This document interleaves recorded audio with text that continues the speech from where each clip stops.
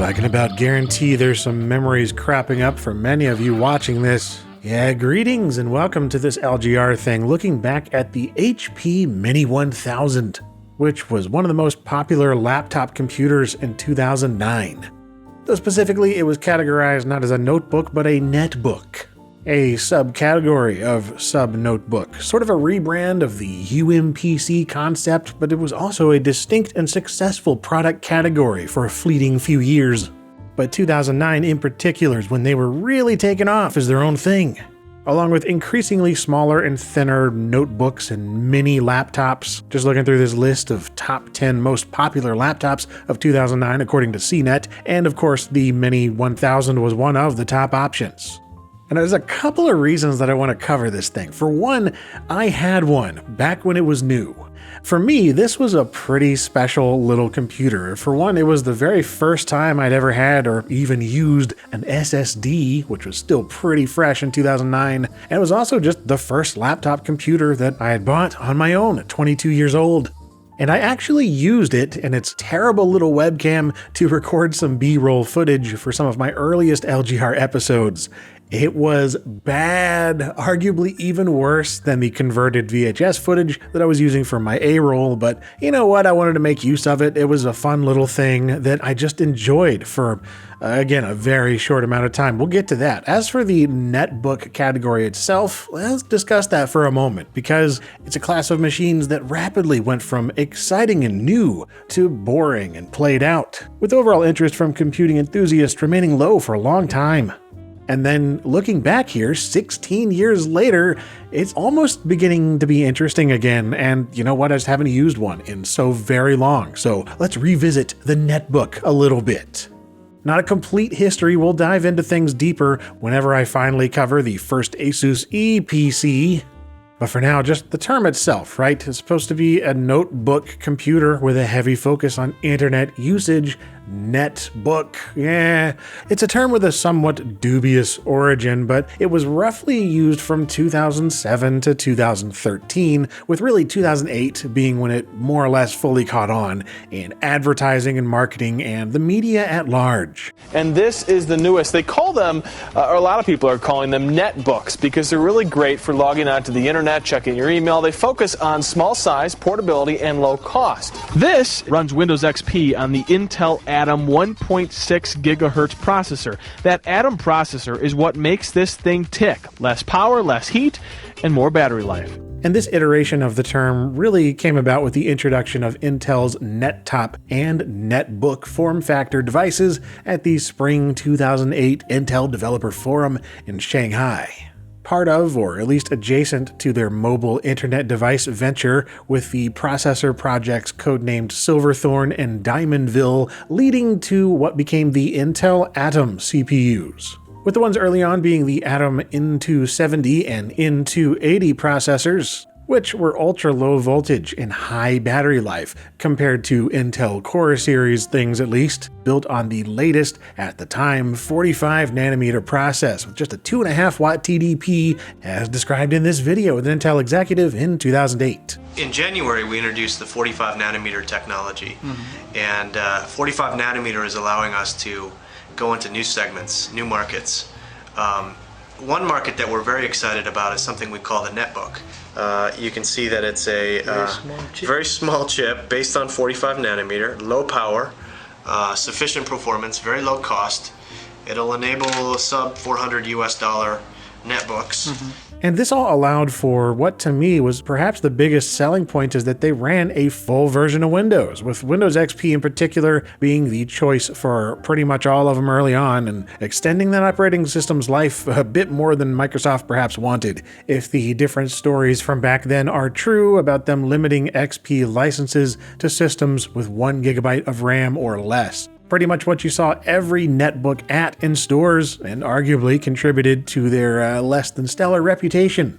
But there were plenty of people who bought them, at least for a couple or few short years, before the form factor rapidly died off, a topic that is very common on YouTube. That's a fascinating topic I'd like to revisit at some point, but not right now because we have the Mini 1000 here. And as for me, and what got me interested in the form factor in the first place, well, it was the Asus Eee PC that I first remember seeing, and it was initially Linux-based, which was pretty interesting looking back, but not to me at the time. Once they started running Windows XP, that's when they got my full attention. I've always been a sucker for full Windows on a tiny system. But the EE PC, I was like, who is Asus? The motherboard manufacturer? No, give me a real brand like Hewlett-Packard. And then right beside it at a local Best Buy store, there it was, an HP Mini 1000 series, mine in particular being the 1116NR model. And there were a number of them, not all of them branded HP. In fact, there was the Compaq Mini 700 as well, which HP and Compaq by that point were the same company, so whatever. But anyway, the Mini 1000 I got was on sale for less than $300, an irresistible price to me, so I got it in April of 2009, as evidenced by this registration email that I still have from HP back then. And I thought it was awesome until I didn't. And then I sold it just months later that September, which again, evidence being my message from eBay saying that it successfully sold for just over $200. Yeah, there's reasons I fell out of love with this thing pretty quickly back then, but one thing that I really did like actually was the SSD. Again, this was the first time I'd had or used a solid-state drive like this. Though unfortunately the model of Mini I have here for this video uses a traditional 4200 RPM laptop hard drive, a really small one, 1.8 inch, but still spinning rust. Of course that meant way more space, 80 gigabytes in this case, as opposed to the 16 gig SSD, but I would take improved performance over the capacity every day of the week on a system like this, which is otherwise equipped with the same stuff that mine had. Which meant an Intel Atom Into 70 CPU at 1.6 GHz, 1 gig of DDR2 RAM, upgradable if you so desire, and pretty much everyone did so desire. And otherwise just your basic internal chipsets for sound and integrated Intel graphics with the 950 series shared memory GPU, which outputs to a 10.1-inch LCD with a very glossy finish. I often prefer matte, but it does make that 1024 by 576 resolution look lovely. On that note, also looking pretty good is the overall aesthetic of the thing, I think. It's very rounded and soft and appealing to look at for this style of machine, and even the lid has a bit of extra flavor going on with this design etched or decaled or whatever it is onto the lid, all the swirly patterns. I don't know, it's just something other than a plain finish. On that note, there was also the special Vivian Tam edition, in a very red peony flower-inspired design apparently made to reflect the fashion designer's Spring 2009 collection. And actually unveiled it at the Fashion Week show in Bryant Park, New York, where reportedly people mistook it for a purse rather than a PC. But regardless, I unfortunately never saw one of those. I only ever saw these in black, and thankfully it is not that soft touch rubbery plastic stuff either. So it's held up rather well, other than the touchpad, which for some reason has started to discolor on these. And yeah, it's one of those where you have the buttons for clicking on either side of the pad instead of top or bottom, with a button for disabling the pad entirely just above that, in case it's getting in the way of your typing. Which, by the way, is really not that bad for the size. Now, they are chiclet-style keys, but they're pretty close to full size, so I had no problem typing on this thing, and the key travel is decent enough with just enough springiness that it never felt awful. Then up above the keyboard, you get this nice looking speaker grill, a metal enclosure, really letting out all of that high fidelity sound it's capable of. Not really, it's okay.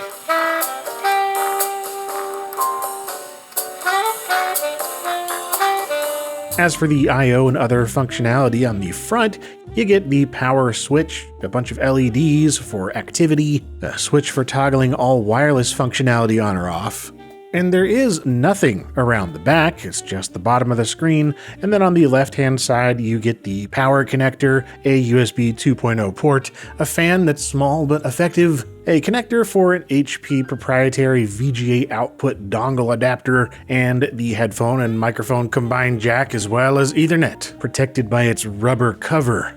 Then over on the opposite side, you have this MMC/SD card slot, quite welcome in 2009, along with another USB 2 port, and this right here, which is nothing on this model, but on some you were able to install the HP Mini Mobile Drive, which I never saw one of these. Apparently it was just a thin USB flash stick from Transcend or whoever, and an HP bezel to fit the design of the Mini and add a little bit of extra storage. But instead of having it stick out the side, it was just sort of internal. As for the battery situation, by default you had this 3-cell lithium-ion battery that was capable of lasting up to 5 hours, but in my experience it was more like 3.5, and they also offered a 6-cell battery option, which added some height to the machine, but there it was. And here's something that's interesting. If you look in the battery bay on this particular model, yeah, you'll see a mobile broadband module sticker and a spot for a SIM card. Yeah, this one was actually equipped with the option to get online through a mobile network, in this instance, Verizon. Now that's something I can't test anymore, I don't have a SIM card for it, but it's just pretty cool. I definitely didn't have this on mine back in the day.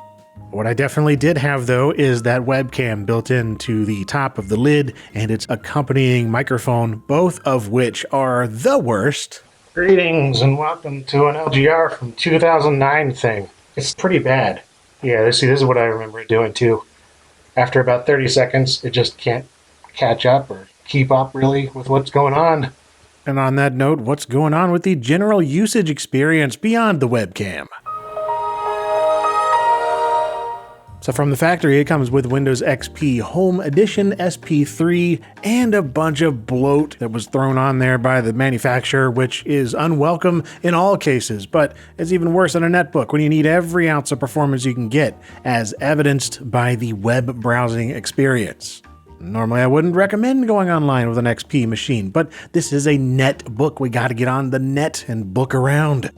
And well, you know what, browsing was cumbersome on this thing for me even when it was new, and doubling the RAM to 2 gigs and having an SSD helped for sure, but even then I still remember it struggling with resource-intensive sites, anything with video or multimedia, Flash at the time.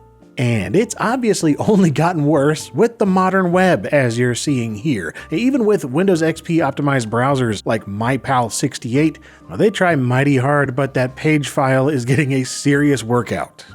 Even with basic browsing and not any multimedia intensive stuff, and ad blockers to eliminate that aspect is just not up to the task on the modern web, and forget doing anything like YouTube. Holy balls, it ain't great.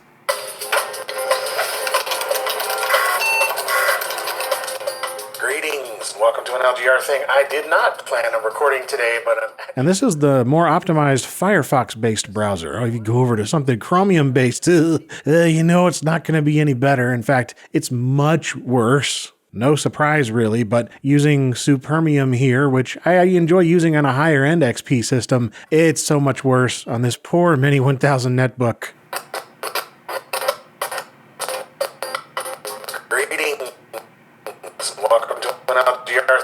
Alright, so it's a netbook that sucks at nets. That's unfortunate. Sure, it was better back in the day, but just never really that great at it to begin with. What about games then? After all, it has a little HP Games shortcut right there on the desktop, which takes you to a browser and a non-existent old website. And oh boy, Internet Explorer 8 with a bunch of crap added onto it. Well, while I get some actual games to try on here, let's run the venerable 3D Mark 06 benchmark.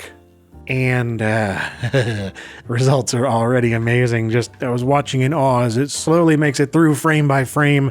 Alright, so we're going to get to the results here because this is painful. So in 3D Mark 06, on your typical full-size laptop from 2009, you could expect benchmark results with numbers between 2,000 and 3,000 on the high end and 600-ish all the way at the lowest end. Here are several examples from 09. Now, the HP Mini 1000's results. 91 at full resolution, at least. Yeah, so I decided to run it again at 640 by 480, and we've achieved a new grand total of 94. Bravo. Genuinely impressive. Just as a point of comparison, even the Sassy's green PC I covered achieved a score of 1400 running at 1024 by 768, and that was an Intel Atom-based nettop. Albeit it had NVIDIA Ion graphics and a dual-core D525, but that was only a year later, in 2010. So this is not a gaming system. I know that, you know that, HP never sold it as that, but alas, I still can't help but want to try things. And no, we will not run Crysis. It's not for lack of trying, it just can't. Tossing up an error saying that your graphics chip might actually be a Dorito, and so it'll try to load and then it just crashes. Well, what about Doom 3 then? That was half a decade before this, and yeah, it technically runs. It isn't happy about it, but it'll do it. Granted, it resembles a slideshow from hell, which is thematically appropriate considering the subject matter of the game, but at the same time is not something you'd want to play.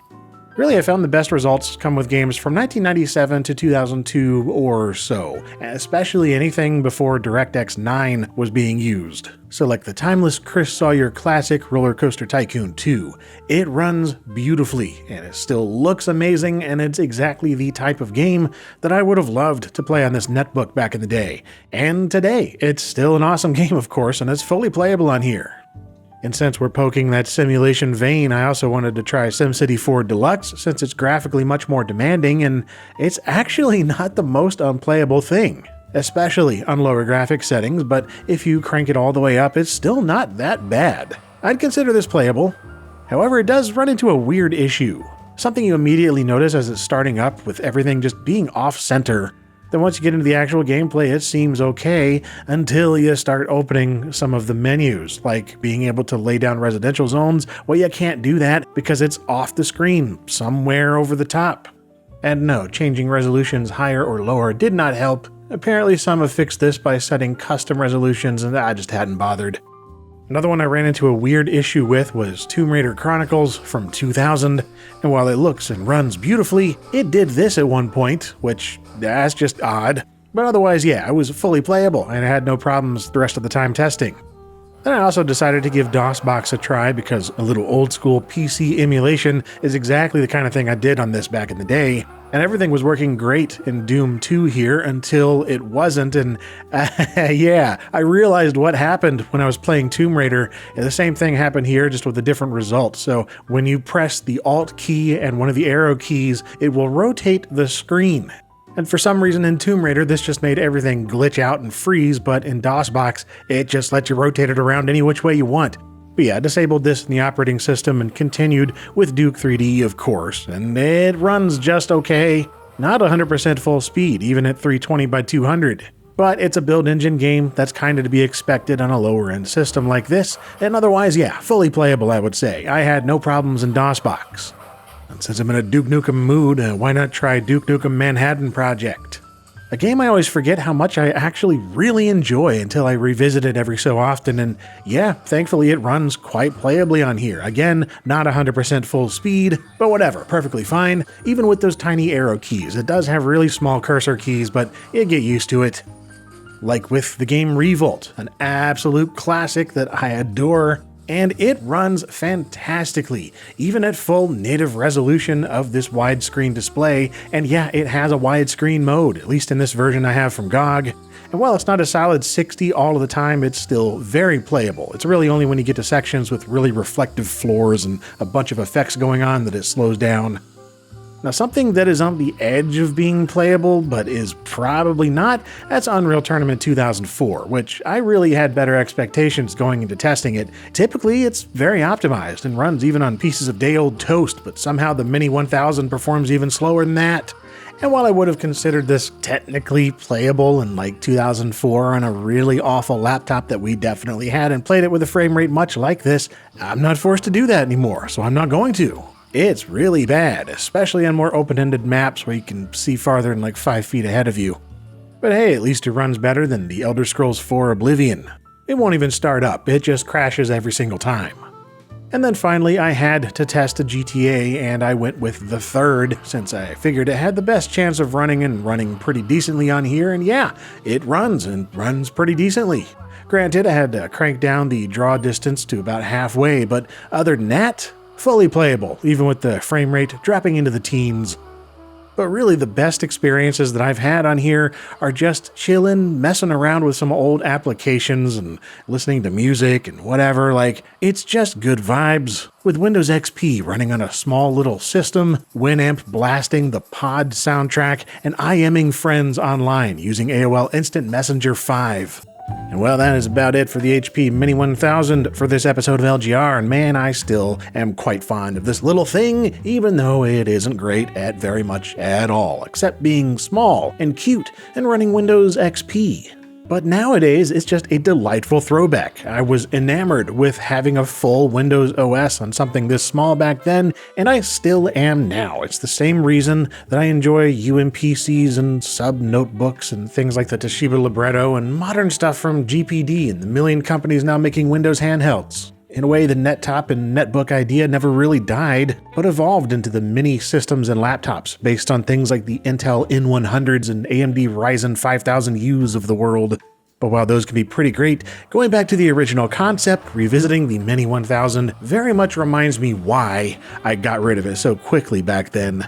Even with the SSD, and after upgrading the RAM, this isn't very good at much of anything I wanted to do in 2009, especially in just a couple of years after that, as web content and browsers and plugins and all these kind of things kept getting more and more complex and frankly bloated, and soon the appeal of the smallness was overshadowed by the needs of everything else that I found myself wanting to do. My mistake was buying it as my one and only laptop and portable computer. Fully my bad. I mean, HP never advertised this as a computer that you would choose as your main. In fact, marketing said it was like your third computer, after your normal laptop and your desktop. And that would make sense if you were the kind of person that made sense to, and you had money and stuff, and I did not. Hence me selling it quite quickly and remaining content with my BlackBerry Pearl as my mobile internet thing of choice probably, but either way, I definitely left the netbook form factor behind and forgot about it until fairly recently when wanting to make this video, and I'm glad I did. Because now it's just a fun, older little device to play around with and putting it through its paces for no other reason than because I can, and if nothing else, it makes it an interesting little thing to play some late 90s and very early 2000s games on. Not because it's the best at it, but because it's different than the norm. That's about it. Unless you're just really nostalgic for these things, I don't really see much reason to recommend going out and getting one. The netbook collector's market, I don't really imagine will ever exist in any real capacity. And that is fine. Not every old machine needs to be valuable or collectible or whatever to be enjoyed for what it is. But yeah, that really is it for this episode of LGR. Did you have an HP Mini 1000 or one of the many endless competitors that were out those few years? Let me know your experience in the comments, whether or not you're still fond of these kind of things or you're really okay leaving them fully in the past. And I hope you stick around for new videos in the works here on LGR. And as always, thanks for watching.